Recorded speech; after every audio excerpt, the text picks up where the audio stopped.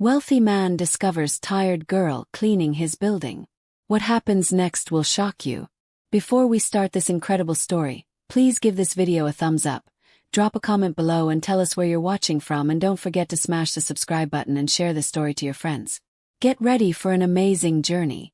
The shiny floors of Harrison Tower echoed as Daniel Harrison's expensive shoes clicked down the empty hallway.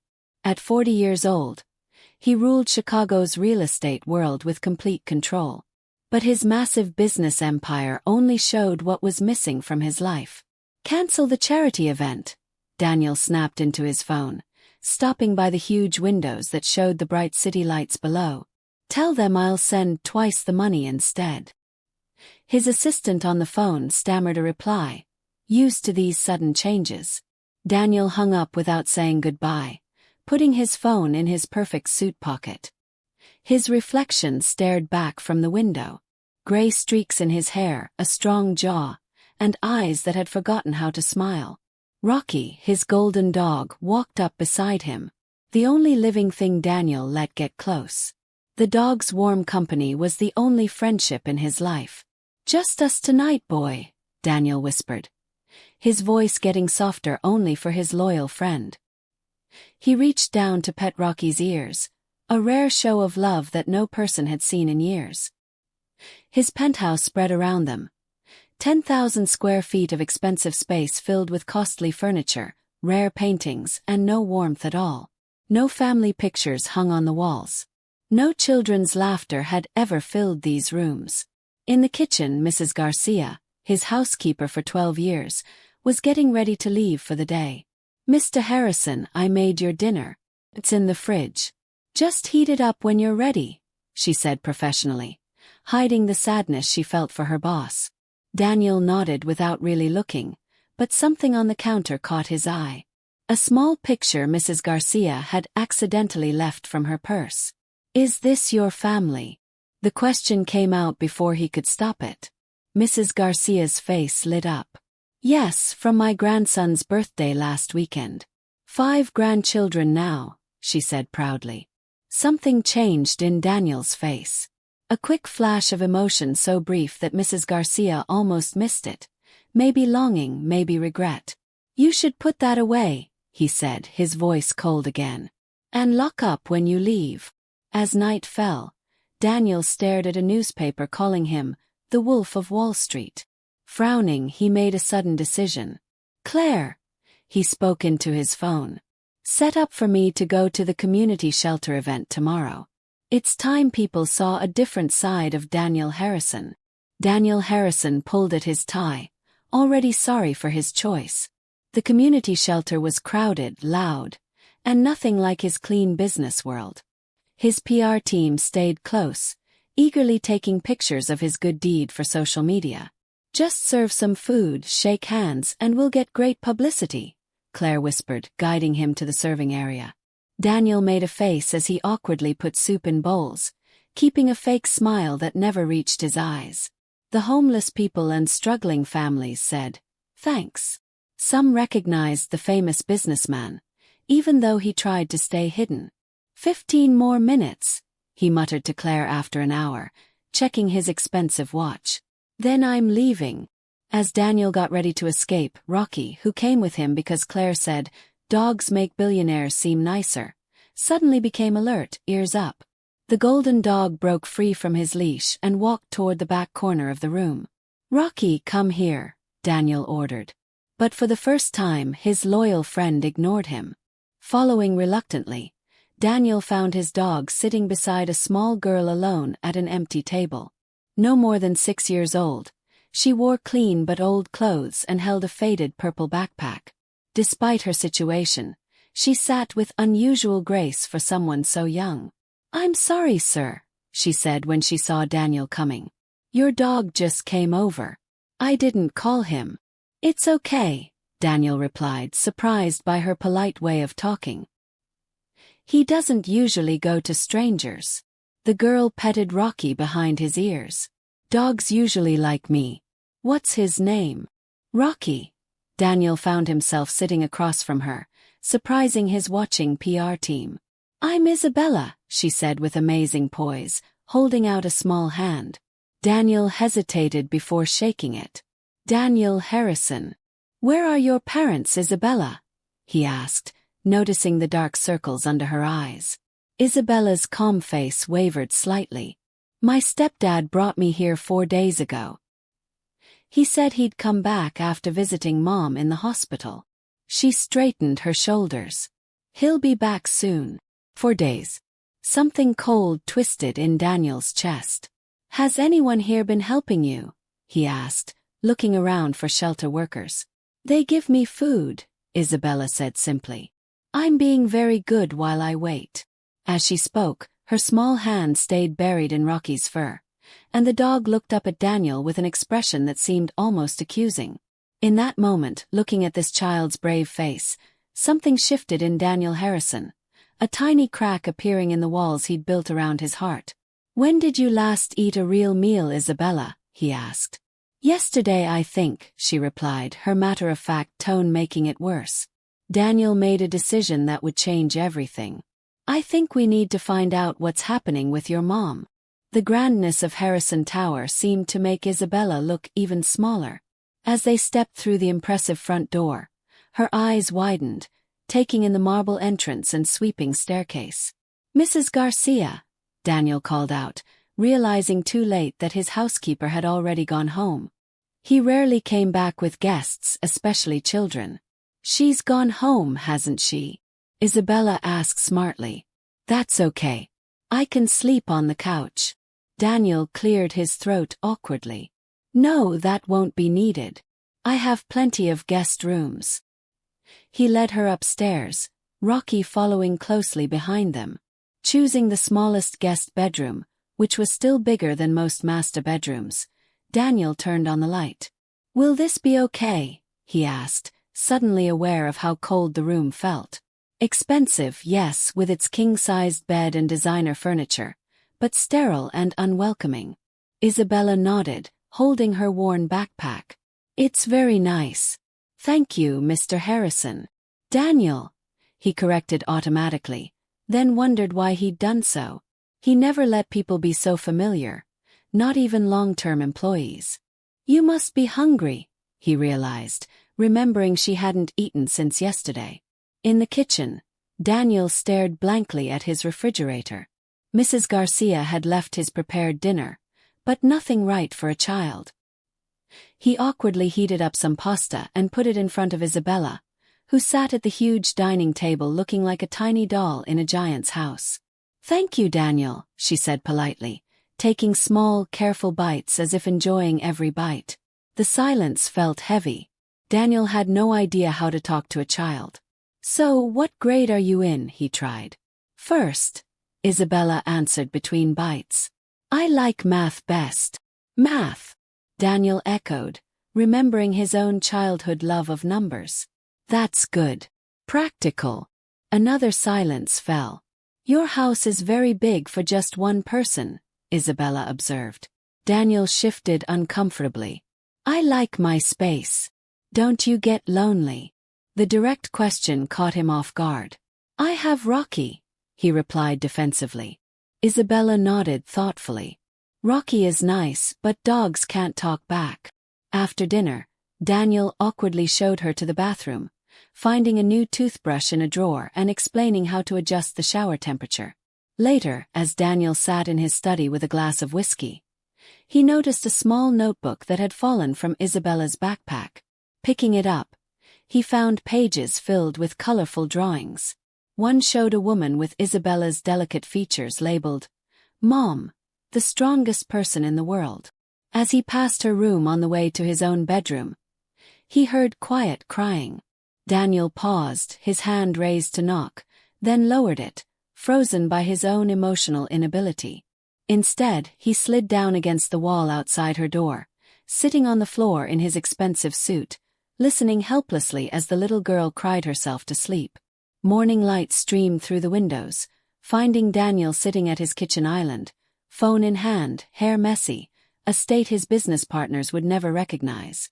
"Patricia, I need your help," he said quietly into the phone.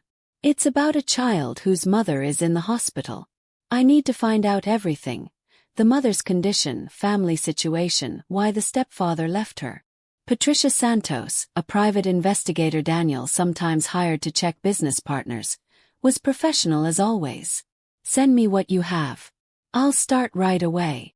As he ended the call, Daniel heard small footsteps. Isabella appeared in the doorway, Rocky at her side as if he'd made himself her personal guard. "Good morning," she said softly. Before Daniel could respond, Mrs. Garcia arrived, stopping short at the unexpected scene. Her surprised expression quickly changed to efficient professionalism as she understood the situation. "Good morning, young lady. Would you like some pancakes?" While Isabella ate breakfast, Daniel made another call to his office. "Claire, clear my schedule until noon. Family emergency." Claire's shocked silence spoke volumes. In 15 years, Daniel Harrison had never missed work for personal reasons. An hour later, showered and properly dressed, Daniel awkwardly explained to Isabella that he needed to go to the office. "Mrs. Garcia will stay with you. I've called someone to help find your mom." Isabella nodded seriously. "When will you be back?" The question caught him off guard. I'll be back for lunch," he found himself promising. At Harrison Enterprises, Daniel struggled to focus on the Peterson development deal. His thoughts kept going back to the small girl in his penthouse. "Sir, these safety rule changes will cut into our profit by at least," his project manager was saying. "Do them anyway," Daniel interrupted, surprising everyone in the boardroom. True to his word, Daniel returned home at noon, finding Isabella at the kitchen table surrounded by papers. "What's all this?" he asked. "Mrs. Garcia called my school and they sent over what I've missed," Isabella explained, carefully writing numbers in a workbook. Something warm and unfamiliar grew in Daniel's chest as he watched her focused efforts. His phone buzzed. "Patricia, I found her," she said without introduction. "Rachel Collins, she's in intensive care at Memorial Hospital following a construction accident. Been unconscious since admission 5 days ago." "And the stepfather?" Daniel asked. "Carter Williams. Multiple arrests for fraud and petty theft. Never legally married Collins." "I want a complete background on both of them," Daniel instructed. That evening, after Isabella was asleep, Daniel examined the contents of her backpack more carefully, searching for information that might help Patricia. Among school papers and carefully folded clothes, he found a worn photograph. A young woman with Isabella's eyes smiled at the camera, her arm around a younger laughing man at a beach. Daniel froze, the photograph slipping from suddenly numb fingers. The young man was himself 15 years ago. Memorial Hospital's harsh lights cast long shadows as Daniel followed a nurse down the sterile hallway. His mind raced with questions, but one thought dominated. Why did that beach photo feel so familiar? "She's been unconscious since admission," the nurse explained, stopping outside room 412. "The doctors are monitoring for brain activity." But Daniel barely heard her. As he stepped into the room, time seemed to freeze. The woman lying motionless among medical equipment was thin and pale, but unmistakable. Rachel Collins, once Rachel Summers, was the same woman he'd loved with wild passion during college. Their summer romance had been intense and all-consuming before his stepmother Victoria convinced him to pursue his business dreams in New York, leaving Rachel behind in California. "Rachel," he whispered, approaching the bed with unsteady steps. 15 years melted away. He remembered her laugh, the way she'd pull him from his economics textbooks to watch the sunset, her dreams of becoming an architect. They had planned a future together until ambition and family expectations pulled him away. His phone vibrated. "Patricia, the accident report just came through," she said when he stepped into the hallway. She was working as a cleaner at a construction site when a poorly secured scaffold collapsed. "Where?" Daniel asked, though he already suspected the answer. "The West Side Heights development." Patricia paused. "It's your project, Daniel." The irony was almost too much to bear. Rachel had been injured at his building site while their daughter, for he was now certain Isabella was his, waited faithfully for a return that wouldn't come. There's more, Patricia continued. I pulled Collins's history. She legally changed her name from Summers about 6 years ago, right after Isabella was born. The birth certificate lists father as unknown, but the timing matches when you were together. My daughter, Daniel finished, his voice hollow. Back in his car, Daniel rested his forehead against the steering wheel, overwhelmed by the truth. If Isabella was born 6 years ago, she would have been conceived just before he left for New York. Had Rachel known she was pregnant when he left? With shaking hands, he called the only person who might have answers. Victoria, he said when his stepmother answered. Did Rachel Summers ever try to contact me after I moved to New York? The long silence told him everything. It was for your own good, Daniel, Victoria finally replied, her voice cold. That girl would have ruined everything we built. Your father left the company to you, not some beach romance and her bastard child. You knew, Daniel whispered, rage building. You knew I had a daughter and you kept it from me. I intercepted her letters. She was obviously after your money. Daniel ended the call, unable to bear another word. Outside the hospital window, rain began to fall, mirroring the storm within him. 15 years of choices crashed down on him. He had chosen ambition over love, wealth over connection, power over family. And while he'd built his empire, Rachel had raised their daughter alone. Their daughter. The reality struck him anew. He had a child, a daughter he'd never known existed. Victoria Harrison's perfect Upper East Side apartment reflected her calculated personality. Every object precisely placed, every surface spotless. Daniel stood by the window, staring at the woman who had been his stepmother for 30 years. Where are they? He asked, his voice dangerously quiet. Victoria sat perfectly posed on her white sofa. I don't know what you... The letters, Victoria. Rachel's letters. A flicker of unease crossed Victoria's face. It was 15 years ago, Daniel. I hardly kept... Don't lie to me. The rare explosion of emotion startled them both. You kept everything. You're too careful not to. Victoria's mask slipped momentarily before she rose with a sigh. From her study, she returned with a small box. You were destined for greatness, she said, handing it to him. That girl would have held you back. Inside, Daniel found a dozen unopened envelopes in Rachel's handwriting, the earliest postmarked 15 years ago. The final one, dated 6 years ago, was heavier than the rest. You had no right, he whispered. I protected your future, Victoria replied coldly. You stole my life, Daniel countered, clutching the box as he walked out. Back at the hospital, Daniel sat beside Rachel's bed, the letters spread before him. He'd read each one, her initial confusion at his silence, her discovery of the pregnancy, her attempts to find him as years passed. The final envelope had contained Isabella's birth photo and tiny handprint. I'm so sorry, he whispered, taking Rachel's limp hand. I never knew. I would have come back. I would have. His voice broke.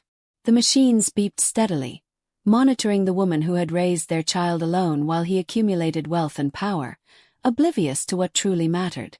I'll make this right, he promised, tears finally breaking through his carefully constructed walls. I'll take care of Isabella. I'll fix the systems that hurt you. I'll be the father she deserves and the man I should have been. As he wiped his eyes, a shadow darkened the doorway. Well, isn't this touching? Drawled a voice. Daniel turned to see a disheveled man leaning against the door frame, bloodshot eyes calculating. Carter Williams, Daniel stated, immediately recognizing the description from Patricia's report. In the flesh, Carter smirked. Come to check on your investment. Heard your company's paying her medical bills. Daniel stood, positioning himself between Carter and Rachel's bed. You abandoned a 6-year-old child at a shelter. Carter shrugged. Temporary situation. I'm here to collect Isabella now. Where is she? Safe, Daniel replied, his voice hardening. And staying that way. Carter's friendly facade dropped. Listen, rich boy. That kid is my meal ticket. Rachel's accident settlement from your company will set me up nicely. So either you tell me where Isabella is, or I'll make things very public and very ugly. Daniel stepped closer, his voice low. You'll never go near Isabella again. And if you try, I'll make sure those outstanding warrants catch up with you. After security escorted Carter out, Daniel returned to Rachel's side. His resolve strengthened by the confrontation. I promise, he whispered to her. No one will hurt either of you again. The court grants temporary custody to Mr. Harrison, pending Ms. Collins's recovery, the judge announced, bringing the emergency hearing to a close. Daniel nodded solemnly, aware of Isabella watching him with those perceptive eyes that reminded him so much of Rachel. The child still didn't know the truth about their relationship. He couldn't bear to tell her while her mother lay unconscious, unable to participate in such a pivotal conversation. Later that evening, while Isabella was absorbed in a cartoon Mrs. Garcia had found on television, Daniel retreated to his home office. Spread across his desk were the safety inspection reports from the West Side Heights project where Rachel had been injured. Construction deadlines accelerated by 6 weeks, he read. Safety protocols minimized to reduce costs. His stomach churned as he recognized his own signature on the directive. The mandate to cut costs had come directly from him, part of his ruthless efficiency that had built Harrison Enterprises into a real estate empire. Daniel had created the very system that had nearly killed Rachel and orphaned their daughter. He pushed away from his desk, disgusted with himself, and wandered down the hall. Passing the guest room where Isabella slept, he paused. The stark, impersonal space suddenly seemed entirely inadequate. Making a decision, Daniel entered his rarely used storage room and began emptying it of exercise equipment and forgotten business files.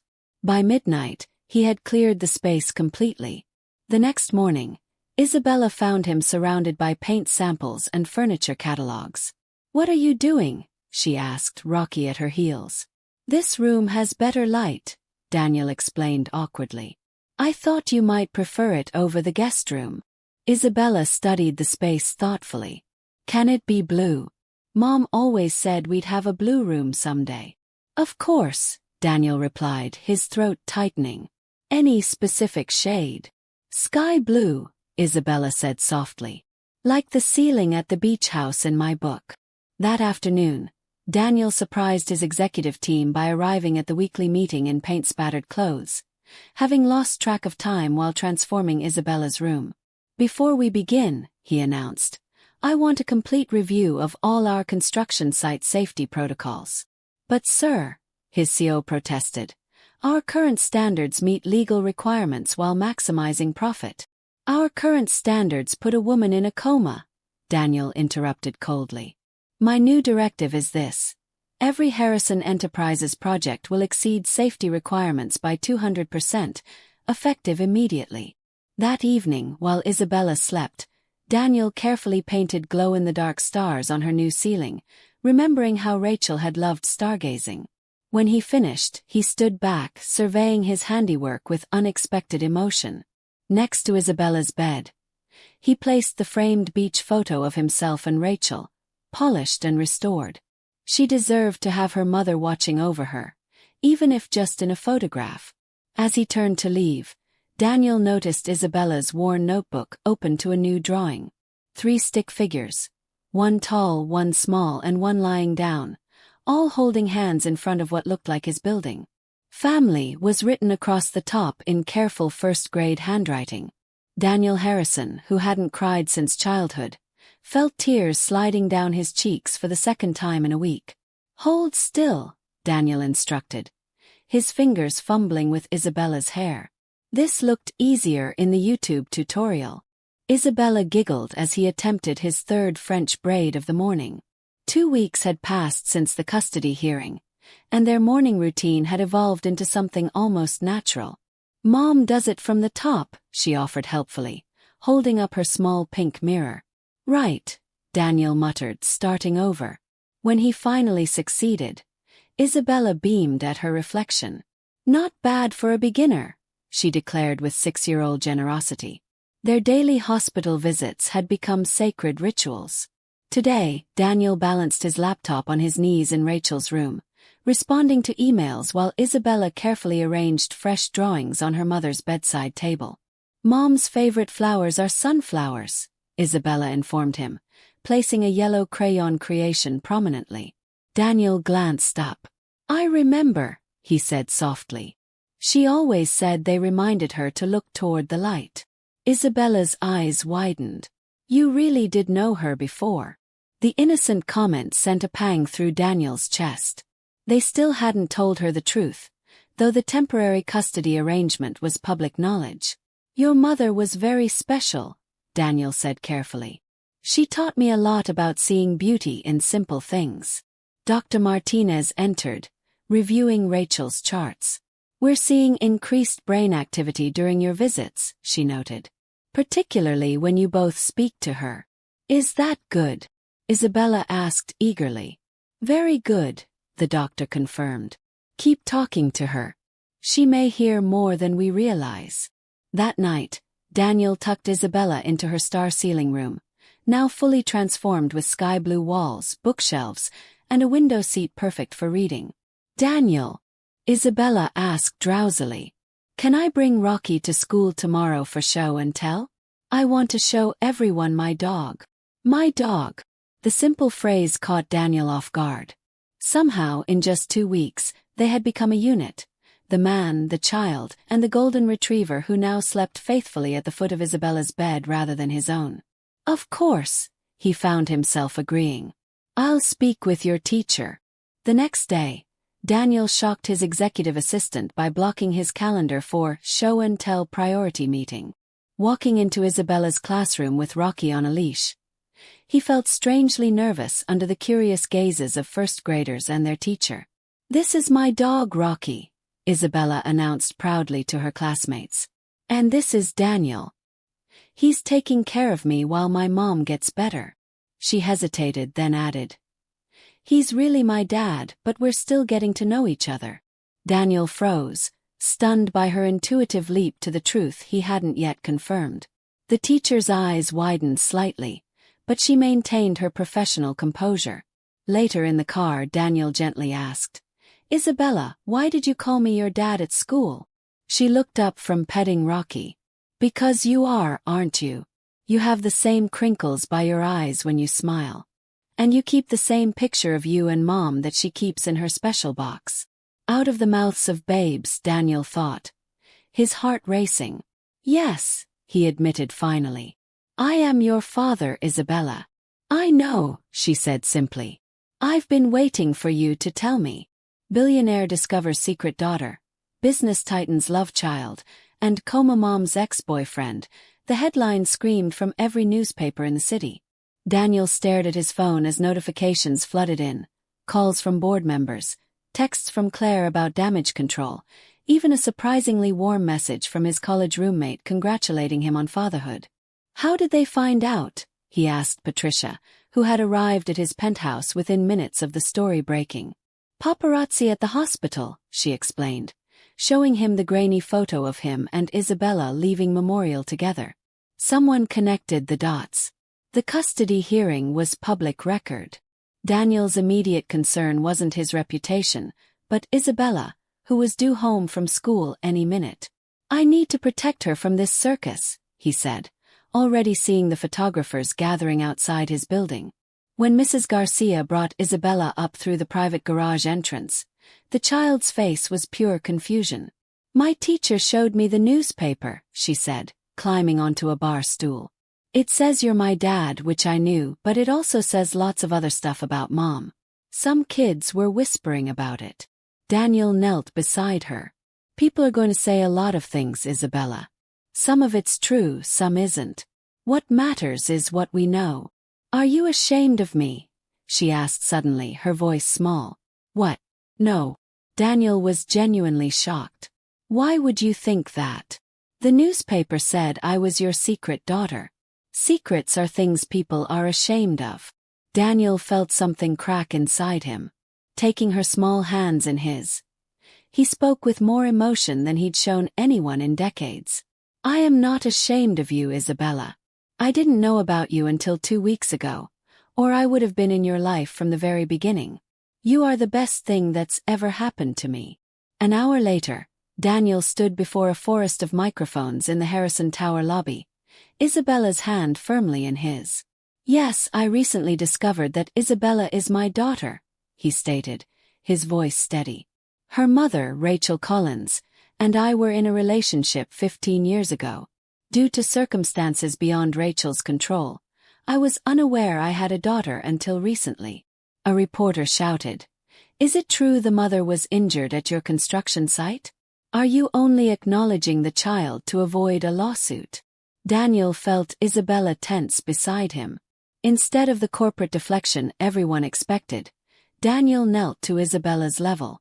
"Would it be okay if I tell them about the stars on your ceiling?" he asked. Isabella nodded, confused but trusting. Standing again, Daniel faced the reporters. "My daughter likes stars on her ceiling and sunflowers in her room. She excels at math and has my eyes. These are the things that matter to me now, not speculation about legal liabilities. Harrison Enterprises will address our safety protocols separately," he continued firmly. "But today, I'm speaking as a father who is getting to know his amazing daughter and whose only focus is her well-being and her mother's recovery." As they left, Isabella squeezed his hand. "That was good, Dad," she whispered, using the title for the first time. "There's been a change." Dr. Martinez's voice crackled through Daniel's phone at 2 a.m. "You should come to the hospital right away." 20 minutes later, Daniel raced down the hospital corridor, having left Isabella with Mrs. Garcia. His heart pounding with a mixture of hope and fear. Dr. Wagner, the neurology specialist he'd flown in from Switzerland at considerable expense, met him outside Rachel's room. "We're seeing significant improvement in brain activity," she explained. "The new treatment protocol is working better than expected. She's showing signs of emerging consciousness." Daniel entered the room, his breath catching at the sight of monitors displaying active readings where they had been nearly flat before. "How long until?" He couldn't finish the question. "It could be hours or days," Dr. Wagner cautioned. "But the signs are promising." Daniel spent the night in the uncomfortable hospital chair, Rachel's hand in his. He read aloud from her favorite poet, Elizabeth Barrett Browning, remembering how she'd recited "How Do I Love Thee" during their midnight beach walks. As dawn broke, he felt it, the slightest pressure against his fingers. Looking down, he saw Rachel's hand twitching in his. "Rachel," he whispered. Her eyelids fluttered but didn't open. 3 days later, during Isabella's after-school visit, it finally happened. As Isabella chattered about her science project, Rachel's eyes opened, confused at first, then focusing with dawning recognition on her daughter. "Isabella." Her voice was barely audible, raspy from disuse. "Mom!"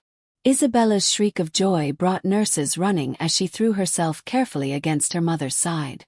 Rachel weakly embraced her daughter, tears streaming down her face. "My baby. I'm so sorry I left you waiting." "It's okay," Isabella assured her. "Dad found me."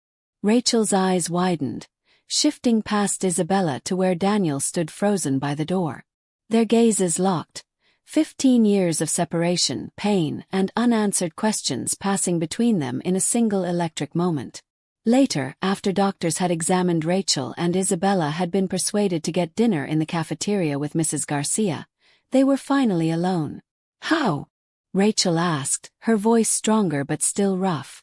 "How did you find her?" "Pure chance," Daniel admitted, taking the chair beside her bed. "I was at a community shelter for a PR event. She was waiting for Carter to return." Rachel closed her eyes briefly. "He was supposed to take her to my friend Julia's house. I never would have trusted him otherwise." "I know," Daniel said gently. "Patricia, my investigator, found Julia. She'd been out of town and had no idea what happened." Rachel studied him, taking in the changes 15 years had wrought. "Isabella called you Dad," she said finally. Daniel nodded. I found the photo in her backpack. Then Patricia uncovered your name change, the timing of everything. He hesitated. Why didn't you tell me, Rachel? Her eyes flashed with momentary anger. I tried, Daniel. I called your office for months. I wrote letters, dozens of them. Daniel opened his briefcase and carefully removed the box of unopened letters. I never received them, he said quietly, placing them on her bed. Victoria intercepted them all. Rachel stared at the unopened envelopes, tangible evidence of her desperate attempts to reach him, preserved exactly as she'd sent them. You really didn't know, she whispered, realization dawning. Not until 2 weeks ago, Daniel confirmed, his voice breaking. I would never have left if I'd known, Rachel. Never. Rachel's tears fell freely now. 15 years, she murmured. All that time. Daniel gently took her hand. I can't get those years back for any of us, but I promise you I'm trying to make it right now. Rachel glanced toward the door where Isabella's shadow was visible through the frosted glass. We need to explain everything to her properly, she said. Together. 2 weeks after awakening, Rachel stood shakily in Daniel's penthouse, leaning on a walker as she surveyed the opulent space with undisguised discomfort. This is excessive, she murmured, taking in the panoramic city views and minimalist luxury that defined Daniel Harrison's kingdom. The guest suite is this way, Daniel guided her gently. I've had it modified with all the equipment the physical therapist recommended. Rachel had insisted on leaving the hospital as soon as medically possible, but her body remained weak from weeks in a coma.